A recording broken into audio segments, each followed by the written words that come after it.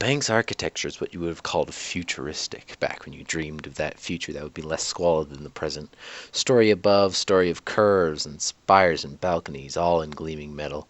A doorman stands by each of the heavy glass doors. You're wearing your very best clothes, but you feel shabby next to them.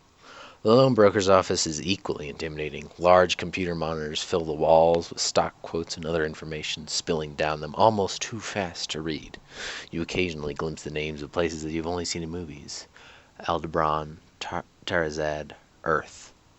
The pen is heavy as lead, but glides almost without friction as I printed my name and my initials on the bottom of the page after page of ominous legal documents and signed several dozen statements, notices, and agreements.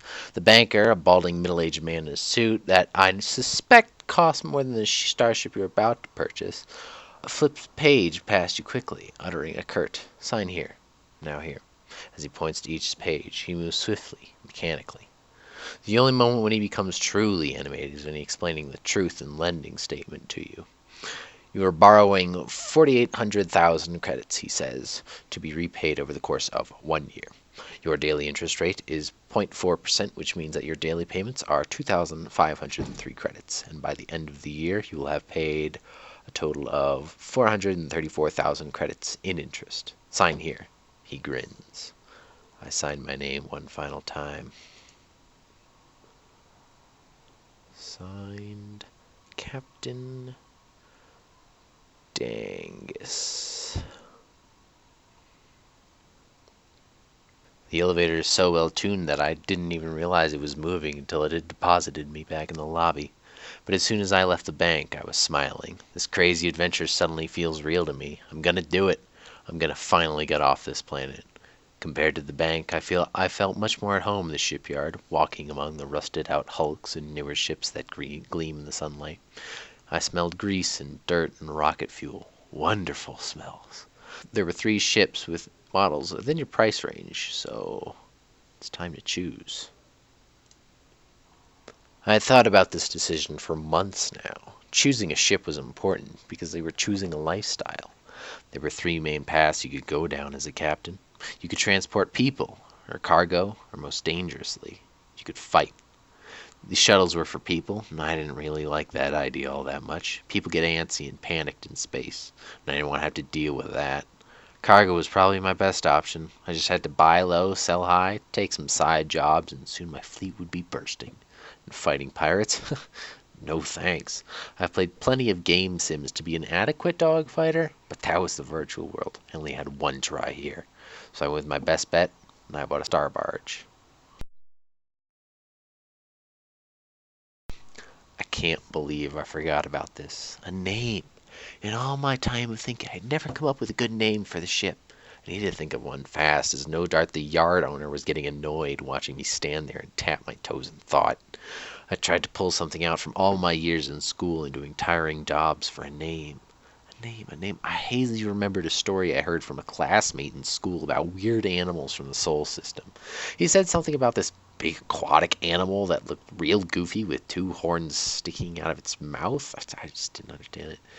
What was its name? I think it was a walrus? No, it's not quite. Walrus, that's it. Is there a better name? Undoubtedly, but the best decisions are made in haste. I signed the papers and transferred the credits. With some trepidation, I gave the shipyard owner my money, and I took my new ship out for a test drive, piloting it out of the shipyard and onto a spare landing pad by the spaceport. I got out and looked over the ship a bit more closely. I was busy polishing it out for a few rust spots with a piece of steel wool when an old man in a grease-stained coveralls walked up. "Nothing quite like buying your very first starship," he says. Well, I don't plan to get too attached to this one. I'll be flying something much nicer before long. He smiles. "I'm sure you will, but there's something nice to having a ship you can pilot all by yourself. Believe me, once you have to start managing a crew and paying salaries or keeping track of a whole fleet, you'll miss these days when everything was simple." "You're a captain?" I asked. "Was," he said. "Sold off my fleet a few days ago, and I already miss it. But it was time for me to retire." His voice trails off, and then his face lit up. "Say, any chance I could hitch a ride with you? Maybe show you the ropes, give you some pointers? I could pay you, of course." I said, sure. Where are you trying to get to? Well, he says, I've got a spot reserved in a retirement home, but I don't mind taking a roundabout way to get there. For starters, how about you give me a lift to New Greenland? It's just one jump away from here. I can mark it on your map. Me, just having emptied out about three-fourths of my loan, was looking for some money.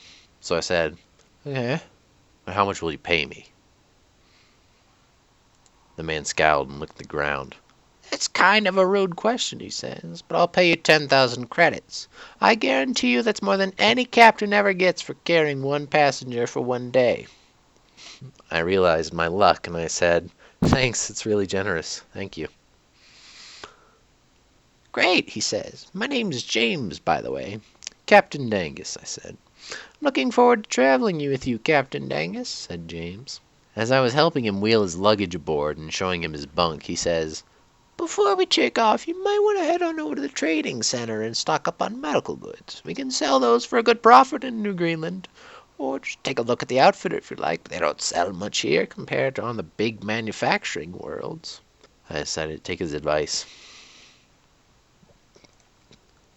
I heard about New Greenland, but as for my home planet, New Boston's a pretty completely unremarkable world. Well, except for the fact that I was born there. Most of the land's wet and marshy, and the coastal regions are prone to flooding. Some food crops are grown here, but most of the farmers instead plant flax and jute, which grow well in wet soil and are used to make linen and burlap cloth. The textile mills are hot and poorly ventilated, but they offer higher and more reliable income than farming. I was already there and I was leaving, so I decided to take a quick look around the spaceport. Someday New Boston may be a prosperous enough planet to afford a better spaceport, but not yet. Many of the concrete landing pads have sunk into the muddy soil over the years since they were poured and are now tilted and uneven. A market where ship captains buy and sell cargo is a large tent rather than a permanent building, but it's sturdy enough to keep off the rain, high enough for loads to be brought in and out on trucks and the occasional hovercraft. And some enterprising local merchants have set up not only a repair shop and an outfitter, but also a shipyard with several small refurbished ships for sale, like the one I just got. I decided to take a real quick look in the outfitter's store. I had something special in mind. No weapons, not engines. There! Every outfitter had a map of the local star systems. It was going to be a side project of mine to collect a complete map of the systems humans occupied. But before that, the captain had said something about buying medical supplies to sell in New Greenland. I knew about the basics of highs and lows, and I trusted the man, but I wanted to see if there were any better deals I could get. There weren't any missions going that way either, so I looked back at the New Greenland prices.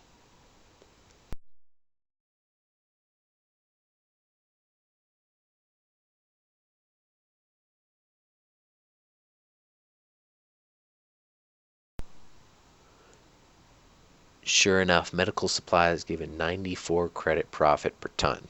It wasn't much, but everyone has to start somewhere. I loaded up, and we set off.